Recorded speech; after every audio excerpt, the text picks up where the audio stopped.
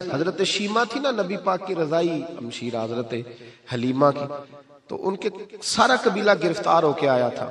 وہ جب آئی ہیں نا نبی پاک کے پاس تو حضرت ابو ہریرہ سے کہنے لگی حضور کو جا کے بس کان میں کہہ دو کہ حلیمہ کی بیٹی آئی. حضرت ابو ہریرہ کہتے ہیں حضور اتنی تیزی سے اٹھے کہ نبی پاک کی چادر بھی منبر پہ رہ گئی. پھر حضور گھر لے گئے، فرمایا فاطمہ اور عائشہ کو بلاؤ، میری بہن آئی ہے. میرے محبوب کریم نے فرمایا تو اگر کہے گی نا تو میں تیرے لیے مدینے میں مکان بنا دوں گا، تو یہیں رہ جا. کہنے لگی نہیں محبوبہ واپس جانا. تو حضور سے کہنے لگی میرا سارا قبیلہ گرفتار ہے، اسے چھوڑ دیں. حضرت ابو ہریرہ کہتے ہیں ہر کام حضور نے مشورے سے کیا، پر جب بہن نے کہا نہ چھوڑ دے، اور میں کوئی مشورہ نہیں، جیسے تو کہے گی ویسے ہی ہو جائے گا، جیسے تو کہے گی ویسے ہی ہو جائے گا، جس طرح تو چاہے گی. کون اشک شوئی کرے گا، کون بات سنے گا، کون دکھ کسی کے. پگلی بی بی، پاگل عورت، دیکھے کبھی پاگلوں کو کوئی وقت دیتا؟ وہ پاگلوں کے پاس بیٹھا، میں بڑا مصروف آدمی ہوں، مجھے تو سیاںا بندہ ملنے آئے تو میں کہتا مختصر بات کرنا. ایک پگلی بی بی آئی، پاگل. حضرت انس کہتے ہیں آ کے کھڑی، کہنے یا رسول اللہ مجھے کام ہے. پاگل عورت. تو نبی کریم صلی اللہ تعالی علیہ وسلم نے کہا کیا کام ہے؟ تو اس کے محلے کے لوگ کھڑے ہو گئے، کہنے لگے حضور چھوڑیں، یہ تو دیوانی ہے، ایسی باتیں کرتی رہتی ہے. جناب انس بن مالک فرماتے ہیں حضور ناراض ہوئے، فرمایا تم سے بات کر رہی ہے کہ مجھ سے کر رہی ہے؟ کرنے دو باتیں. کیا بات ہے بتا؟ کہنے لگی حضور یہاں نہیں کرنی، میرے ساتھ آئے. نبی کریم اس کے پیچھے پیچھے چلنے لگے. جناب انس فرماتے ہیں کہ صحرا میں لے گئی، نبی پاک ریت پہ بیٹھ گئے، سامنے بیٹھ گئی. کہنے لگی حضور بچوں کو منع کریں، مجھے روڑے مارتے. فرمایا میں کہہ دوں گا، اب نہیں کریں گے. حضور میرے گھر والے میری بات نہیں سنتے. فرمایا میں سمجھاؤں گا. یا رسول اللہ یہ پاگل کہہ کہہ کے چھیڑتے. حضور نے فرمایا کوئی نہیں کہے گا، میں منع کر دوں گا. حضرت انس کہتے ہیں دیر تک حضور کو ریت پہ حضور بیٹھے. یار یہ بھی سنت ہے میرے نبی، صرف کھانے کے درمیان میٹھا کھانا ہی سنت نہیں میرے بھائی، یہ بھی نبی پاک کی سنت ہے، یہ بھی رسول پاک کا طریقہ ہے. نبی کریم نے دیر تک وقت دیا، دیر تک. کبھی ہستی کبھی رو دیتی. حضرت انس کہتے ہیں میں نے یہ انداز بھی دیکھا، جب وہ ہستی تو حضور بھی ہستے. کبھی کو پاگل کے غم سن کے بھی رویا. لیکن ایسا کوئی محبوب کہیں ہوگا نہ کہیں ہے، بیٹھا ہے چٹائی پہ مگر عرش نشیں ہے. میرے محبوب نے کھل کے باتیں سنی، کھل کے اپنی مرضی سے. کہنے لگی محبوبہ میں تھک گئی ہوں، اب آپ جائیں. حضور میں تھک گئی ہوں، آپ جائیں. نبی کریم اٹھے اور اٹھ کے فرمایا کسی کا خیال نہ کرنا، جب تیرا دل کرے دوبارہ آ جا. یار یہ حسن ہے، یہ وقار ہے کہ تو اشک شوئی کس طرح. میں نا ابھی انتظار کر رہا ہوں، میں ابھی انتظار کر رہا ہوں کہ ایم این اے آئے گا تو اس غریب کی مدد کرے گا. میں ابھی انتظار کر رہا ہوں کہ ایم پی آئے گا تو اس کی مدد کرے گا. میں ابھی انتظار کر رہا ہوں کہ بہت بڑا سیٹھ آئے گا تو مدد کرے گا. جب محلے کا اور گاؤں کا چودھری کسی غریب پہ ظلم کر رہا ہوتا ہے تو میں اپنے بچے کو کہہ رہا ہوتا تو نہ اس لڑائی میں جانا، ہمیں کیا لگے. تو کون پھر اس کا ہاتھ، ظلم پھر ختم کیسے ہوگا؟ پھر کیا طریقہ ہے ظلم ختم کرنے کا؟ جب کوئی ظالم کو ظالم کہنے کوئی تیار نہ ہو. وہ زمانہ جب نبی کریم صلی اللہ تعالی وسلم مکہ شریف میں اعلان نبوت فرمایا تھا تو سارا مکہ مخالف ہو گیا، سارا مکہ. ایک وقت عروج کا ہوتا ہے، ایک وقت ایسا ہوتا ہے جب غربت ہوتی ہے، ابتدا ہوتی ہے اسلام پر غربت کا زمانہ. قبیلہ بنو آراش کا ایک شخص مکے آیا، وہ کہتا ہے میں چھوٹا سا تاجر تھا. میری باتوں کی سمجھ تو آ رہی ہے نا آپ حضرات؟ جو نہیں بول رہے انہیں بھی آ رہی ہے. اللہ تعالیٰ آپ کو جزا دے. بس ایک دو بات اور عرض کرنی ہے آپ حضرات. حضرت طارق بن عبداللہ رضی اللہ تعالیٰ عنہ اس کے راوی ہیں، فرماتے ہیں وہ بنو آراش کا رہنے والا شخص آیا. وہ کہتا ہے میں چھوٹا سا تاجر تھا، بیوپاری تھا. میں گاؤں سے جانور اونٹ گھوڑے خریدا کرتا، مکے میں لا کے بیچتا، مدینے میں لے جا کے بیچتا، طائف میں. میں ایک دفعہ نا بڑے سرخ رنگ کے خوبصورت 2 اونٹ مکے لایا. میں مکے کے لوگوں کو زیادہ نہیں جانتا تھا، منڈی میں جو لوگ آتے جاتے تھے انہیں جانتا تھا، مال بیچ کے چلا جاتا تھا. آج میں مکے میں داخل ہوا تو ابو جال مجھے کہنے لگا یہاں ایک شخص نے دعویٰ نبوت کیا، اس کے قریب نہ جانا. میں نے کہا ٹھیک ہے نہیں جاؤں گا. میں نے اونٹ دکھائے تو ابو جال کو پسند آ گئے، سودا ہو گیا، اونٹ خرید لیے.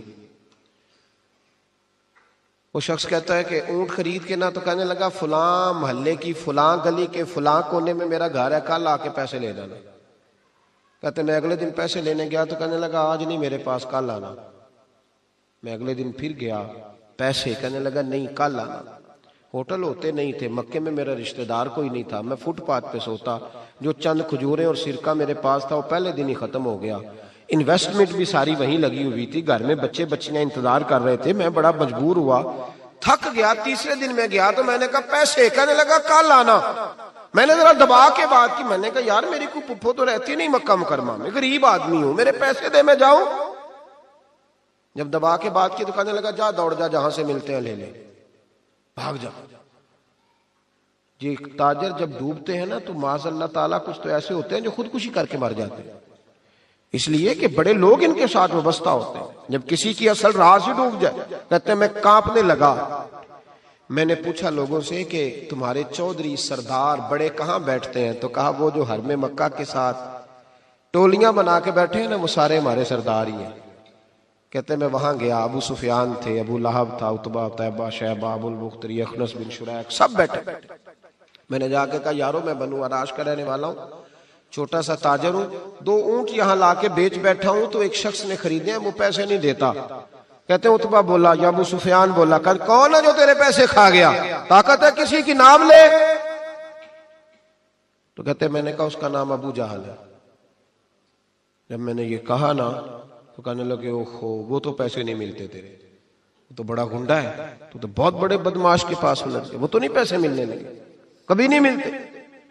فرماتے اب میں کانپا، اب تو میری امیدیں ٹوٹنے لگیں، اب میرے آنسو چھلکنے لگے۔ تو ایک شخص نے نا مذاق کیا، ادھر دیکھیے گا میری طرف، مذاق کیا۔ کہتے ہیں سامنے نا خانہ کعبہ کی دیوار کے ساتھ ٹیک لگا کے رسول پاک تشریف فرما تھے، نبی کریم بیٹھے ہوئے تھے، نبی کریم۔ تو ایک بندے نے معاذ اللہ ثم معاذ اللہ نقل کفر نہ باشد، اس نے نا مذاق کیا، کہنے لگا وہ جو بندہ بیٹھا ہے وہ تیرا مسئلہ حل کر سکتا ہے۔ کہتے ہیں اس نے مذاق کیا، باقی ہنسنے لگے۔ مجھے سمجھ نہ آئی کہ بھیجتے بھی ہیں اور مذاق بھی اڑاتے ہیں، لیکن ڈوبتے کو تنکے کا سہارا میں حضور علیہ السلام کے قریب پہنچا۔ نبی کریم کچھ وظیفہ پڑھ رہے تھے۔ یہ غریب آدمی نا بیچارہ وزیر سے بھی ڈرتا ہے تو پیر سے بھی ڈرتا ہے کہ کہیں طبیعت پہ کوئی چیز گرا نہ گزر جائے۔ تو کہتا ہے میں ڈرتے ڈرتے نا پیچھے بیٹھ گیا کہ فارغ ہوں گے تو میں بات کروں گا۔ فرماتے میں ابھی پیچھے بیٹھا ہی تھا، پورا بیٹھا بھی نہیں تھا کہ میرے رسول پاک نے میری طرف توجہ فرمائی، رخ میری طرف پھیرا، 2 جملے نبی پاک نے کہے تو مجھے یوں لگا جیسے پردیس میں مجھے ماں مل گئی ہو۔ 2 جملے، پہلا فقرہ حضور نے فرمایا پردیسی لگتے ہو، اور دوسرا فقرہ فرمایا پریشان لگتے ہو۔ فرماتے ہیں بات چھم چھم میرے آنسو گرے، چھم چھم۔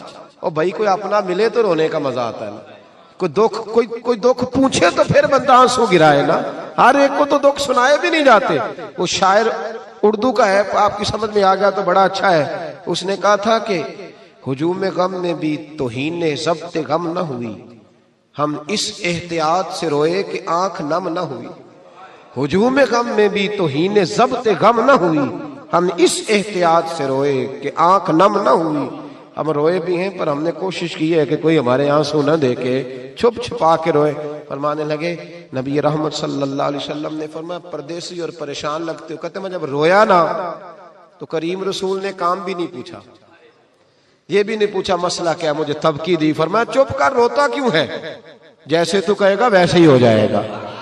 کیا کہا بریلی کے امام نے؟ فرمانے لگے غم زدوں کو رضا مجدہ دیجئے کہ ہے، جاؤ اعلان کر دو، غم زدوں کو رضا مجدہ دیجئے کہ ہے، بے کسوں کا سہارا ہمارا۔ نبی کریم نے فرمایا فکر نہ کر، جیسے تو کہے گا ہو جائے۔ کہتے حضور پہلے مجھے گھر لائے، سرکہ کھلایا، کھجوریں دی، دودھ پلایا، میں 2-3 دنوں کا بھوکا تھا، میں نے راج کے کھایا۔ کہتے ہیں جب میں سیر ہو گیا نا میری تسلی ہو گئی۔ اب حضور نے فرمایا بتا تیرا مسئلہ کیا ہے؟ سارا علاقہ کسی اور طرف ہے، شہر کسی اور طرف ہے، پر میرے نبی حق کے ساتھ ہے۔ حالات نہیں ہے اس وقت کہ حق کے ساتھ کھڑا ہوا جائے، پر حضور حق کے ساتھ ہے۔ میرے نبی کریم سید عالم صلی اللہ تعالی علیہ وآلہ وسلم نے فرمایا، کریم رسول فرمانے لگے کیا مسئلہ ہے؟ ابو جہل پیسے نہیں دیتا۔ فرمایا اس نے کیوں نہیں دینے، دے گا پیسے، کیوں نہیں دینے پیسے؟ دیکھ کچھ لوگ نا کچھ لوگ شرافت کو بزدلی سمجھتے ہیں. وہ ایک درویش تھا تو کسی نے سخت بات کر دی تو کہنے لگا میرے ساتھ سخت بات نہ کر, اٹ سٹ تے پکھڑا کوار گندل اسی اور بھی بوٹیاں جاننے ہیں. اٹ سٹ تے پکھڑا کوار گندل تے اسی. اور اس کا ترجمہ اقبال نے بھی کیا. اقبال کہنے لگے ہو ہلکا یارا تو بریشم کی طرح نرم, پر رزم حق و باطل ہو تو فولاد ہے مومن. رزم حق و باطل ہو تو اشداء علی الکفار رحماء بینہم, کافر پہ سخت اور آپس میں رحم دل, یہ اصول ہے مومن کا. نبی کریم نے فرمایا کیوں نہیں پیسے دینے, دے گا. ان الذین قالوا ربنا اللہ ثم استقاموا تتنزل علیہم الملائکہ, جو رب کا نام لے کے ڈٹ جائے اللہ اس کی مدد کے لیے فرشتوں کا نزول فرما دیا کرتا ہے. نبی کریم علیہ السلام ساتھ چلے آہستہ آہستہ. اور بھائی کونسلر رکا بھی لکھ دے تو اس کی مہربانی. ویسے تو کونسلر کے دروازے پہ سویرے کو چلا جائے نا غریب آدمی, امیر آدمی پہ تو خیر پرچہ بھی ہو تو ایسا ایچ او صاحب پوچھتے ہیں چوہدری صاحب درخواست آئی ہوتا کی کرنا ہے, تو غریب آدمی کو لے جاتے ہیں. تو وہ پھر جاتا ہے بیچارہ کونسلر صاحب کے پاس, چوہدری صاحب کے پاس. تو پھر اندر سے پیغام آتا ہے کہ چوہدری صاحب ٹوتھ پیسٹ کر رہے ہیں. پھر پیغام آتا ہے کہ بریڈ گرم ہو رہا ہے. پھر پتہ چلتا ہے کہ اب اخبار پڑھ رہے ہیں. وہ غریب باہر بیٹھا ہے. پھر باہر آ کے پوچھتے ہیں گاڑی کرا کے لائے ہو, وہاں کیسے جانا ہے؟ وارث شاہ مان کری نہ وارثاں دا, رب بے وارثا کر کے مار دائی. بے پروائی ویک سجن دی جتھے کسے دی پیش نہ جاوے, اونے تاجاں والے در در رولے, تاجاں والے در در رولے تے منگتے آ تخت بٹھاوے. او سجنا کسے نو کارا مل دائی, کوئی کعبے او خالی آوے, ڈھار اس کی بے نیازی سے. اور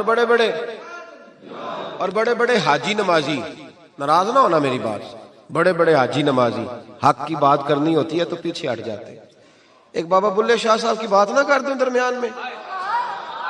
بابا صاحب نے بڑا شکوہ کیا, کہنے لگے حج بھی کیتی جاندے ہو تے لہو بھی پیتی جاندے ہو, حج بھی کیتی جاندے ہو تے لہو بھی پیتی جاندے ہو, کھو کے مال یتیماں دا تے بھیج مسیتی جاندے ہو, پھٹ دلاں دے سیندے نہیں تے ٹوپیاں سیتی جاندے ہو, نفس تے چھری پھیر دے نہیں تے دمبے کیتی جاندے ہو, فرض پلائی بیٹھے ہو تے نفلاں نیتی جاندے ہو.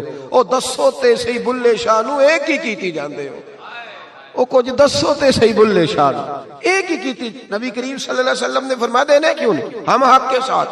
حضور ساتھ چلے تو وہ شخص کہتے ہیں جب گلی میں حضور جا رہے تھے نا تو میرے دل میں خیال آ رہا تھا کہ وہ تو بڑا بدماش ہے اور حضور تو بولتے بھی دھیما دھیما ہے, وہ تو بڑا گنڈا ہے, اور میں 100 باتیں کرتا تو حضور ایک جواب دیتے, نیچی نظروں کی شرم و حیا پر درود, اونچی بینی کی رفعت پہ لاکھوں سلام.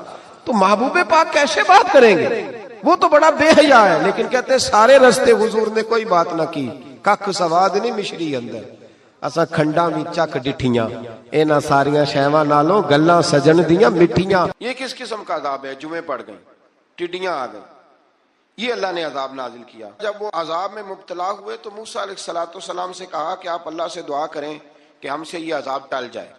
اگر ایسا ہوا تو ہم ایمان لے آئیں گے, بنی اسرائیل کو بھی آزاد کر دیں گے. لیکن موسیٰ علیہ السلام کی دعا کے نتیجے میں جب عذاب ٹل جانے کے بعد فرعونی پھر اپنے وعدے سے